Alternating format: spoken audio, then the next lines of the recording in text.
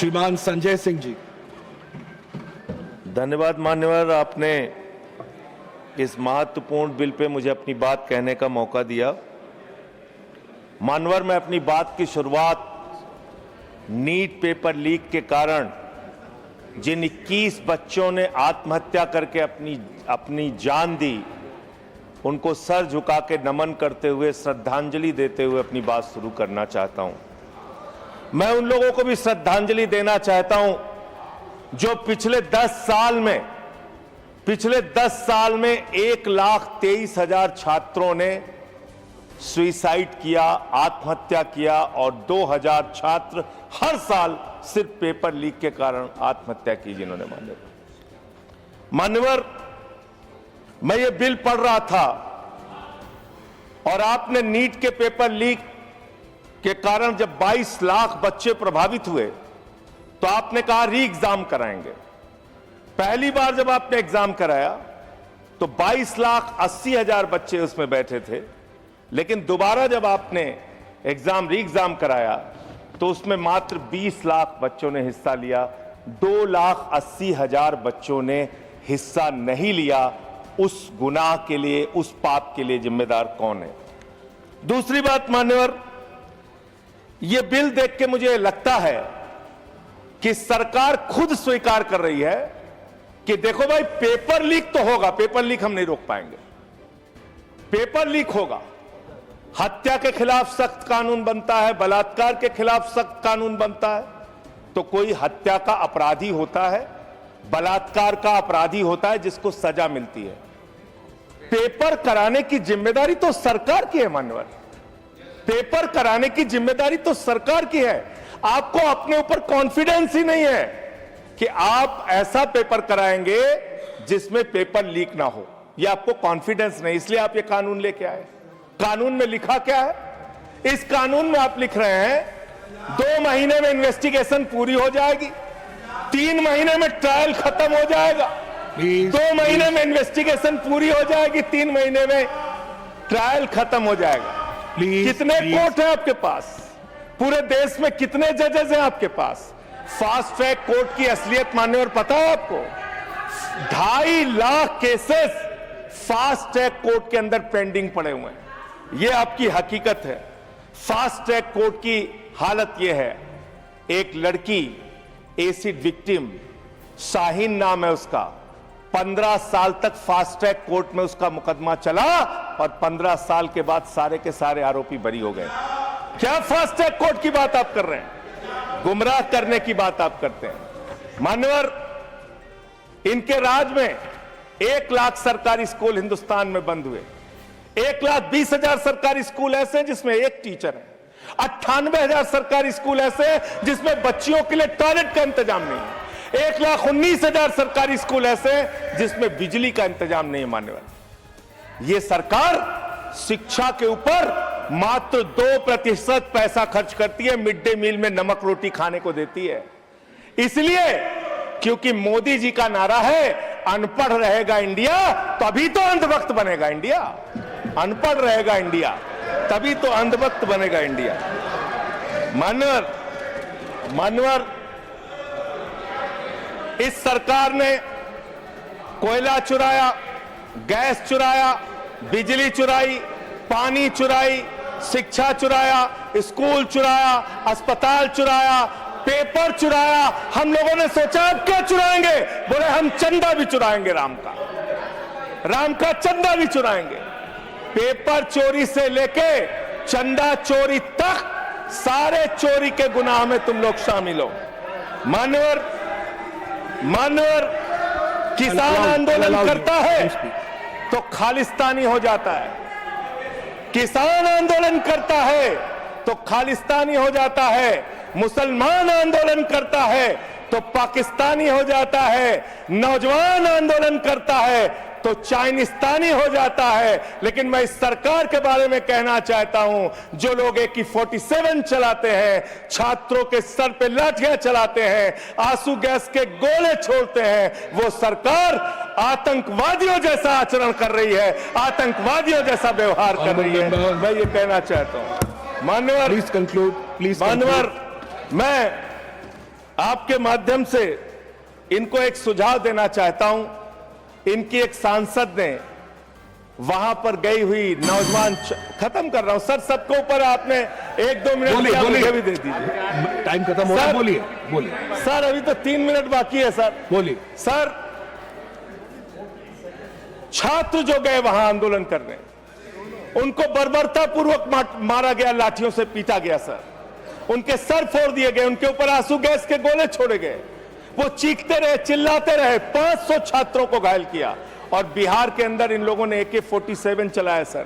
वो आतंकवादी हैं हमारे छात्र, वो हमारे घरों के बच्चे आतंकवादी हैं सर, जिनके ऊपर आपने गोलियां चलाई।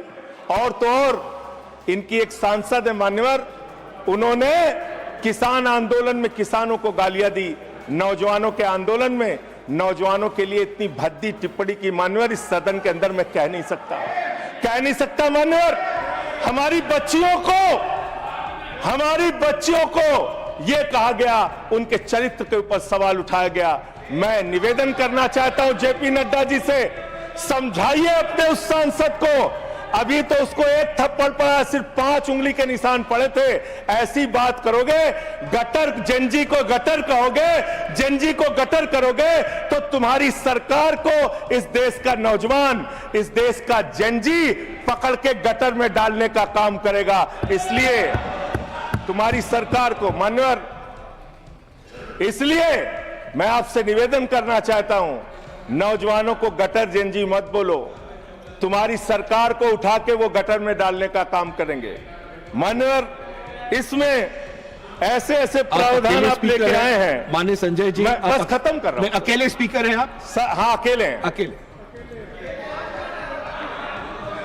सर, मैं ये सोच रहा था कि ये सरकार ऐसा कानून लेके आए, अकेले रहेंगे तब भी तुम्हारे खिलाफ लड़ेंगे, याद रखना। माननीय संजय जी, अकेले रहेंगे तब भी तुम्हारे खिलाफ लड़ेंगे। ये दादागिरी कहीं और दिखाना। बैठ जाओ, चंदा चोरी करते हो तुम लोग। माननीय तरुण जी, माननीय Sanjay ji, address the chair, chair को एड्रेस करें, एड्रेस द चेयर।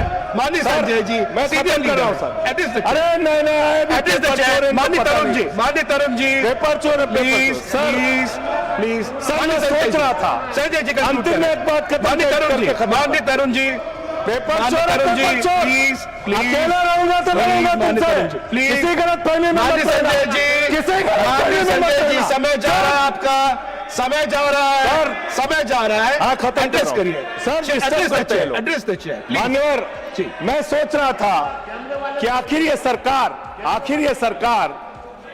ये पेपर चोरों के खिलाफ कार्रवाई क्यों नहीं करती।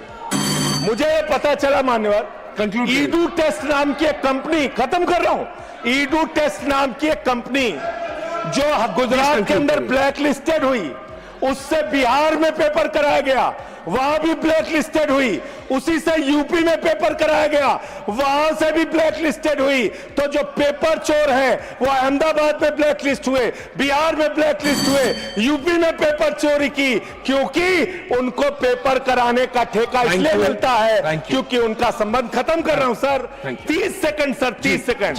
उस ईडू टेस्ट कंपनी का पेपर चोर का संबंध देश के प्रधानमंत्री और कई राज्यों के मुख्यमंत्री से है। थैंक यू मुख्यमंत्री से है sir,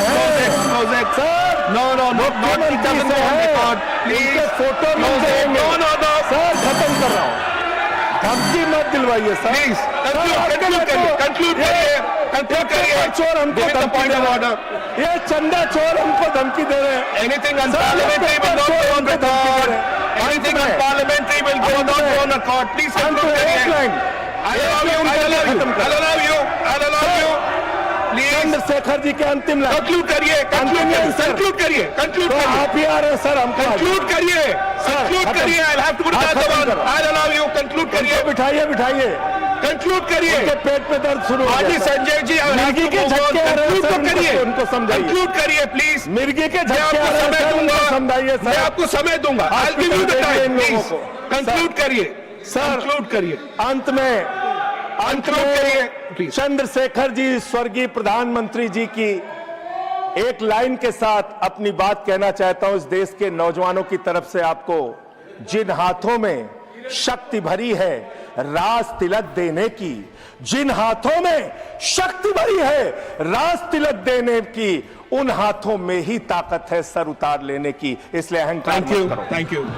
point of order, point of order. माननीय सतपाल, माननीय professor mister Satpal Sharma ji, point of order. माननीय सतपाल जी, दो लोग नहीं, एक, anyone. Yes, There is a order number 110. Rule number 110. 110, scope of the audit. debate. Yeah. Okay. Anything unparliamentary will not go on record. We will examine. Point taken. Ruling Everything. made. Yes, It please. is not Sudhanshu ji. unparliamentary. देखिए, I made my ruling. Sudhanshu ji, माननीय सुधांशु जी, इन्होंने माननीय प्रधानमंत्री जी का नाम लिया है इस ढंग से, तो ही हैज टू ऑथेंटिकेट। किस बेस पे इन्होंने कहा कि अगर प्रधानमंत्री जी आपने का ऐसा उससे कहा, कोई you संबंध? may authenticate it. जी जी जी, प्लीज चेयर से ऑर्डर कीजिए। जी जी, ऑथेंटिकेट करिएगा। हाँ, मैं ऑथेंटिकेट करूंगा। Sure. Thank you. Thank you, everyone, to your places. Everyone to your places. My ruling is very clear. I've heard the point of order. Anything will be examined. Anything which is not in accordance of rules will not be there. Point made. We'll move on. Professor Manoj Kumar Jha, please.